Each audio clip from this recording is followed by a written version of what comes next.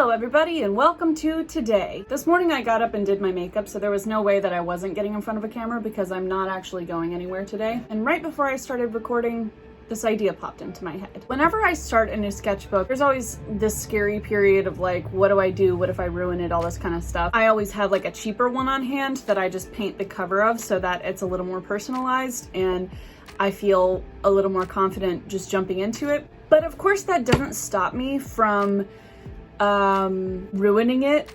And it's kind of an annoying thing to have a sketchbook with certain pages that you feel really good about and you really like, but then they're sandwiched between these pages where you were like trying it out an idea or new material or something and you actually hate it, but you don't want to just keep ripping out pages from your sketchbook because then you end up with this, which may not seem that thin at first glance, but this started out as thick as this, and I have ripped probably half of the pages out of it because I didn't like them. I don't do this anymore.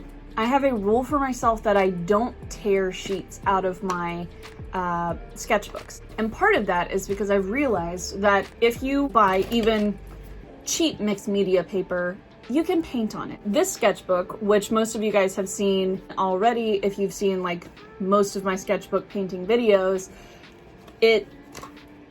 basically I started out just sketching it and then I realized that it could hold up to acrylic paint and ink and all that kind of stuff. I was like, why not? You know, I've got slightly lower standards for what goes in my sketchbook, but I still want it to be something that I'm proud enough that if someone were flipping through the sketchbook, you know, I could like act like it was no big deal and be like, yeah, I did that.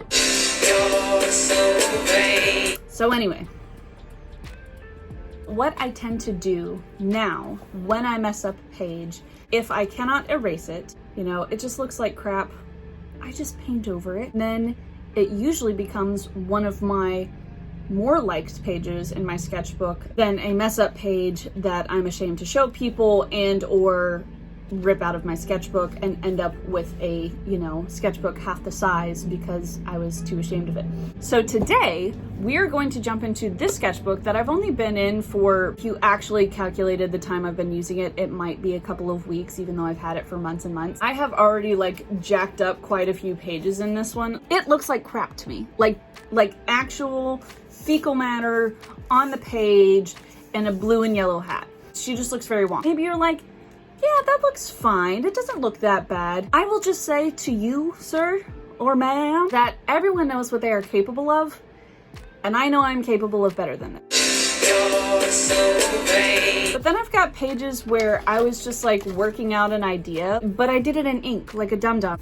I can't erase that, but what I can do is I could glue something over it or I could paint over it. I personally believe that our sketchbooks should be time capsules of where our skill level was at that time, but I think that's gonna happen regardless, and I don't think that painting over something or putting another drawing you've done over it is going to take away from that. Today we're going to be kind of fixing the pages in the sketchbook that have gone rogue, making it nice, juicy sketchbook that I will be proud to flip through with anybody.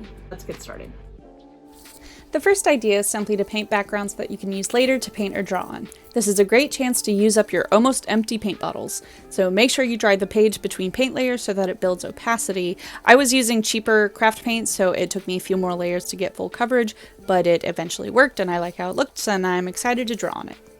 Another idea is to do an art transplant. I think this counts if it is your own artwork. So I had two drawings which had fallen out of their original sketchbook, so I just glued them in here and painted around them or on them to bring the composition together more.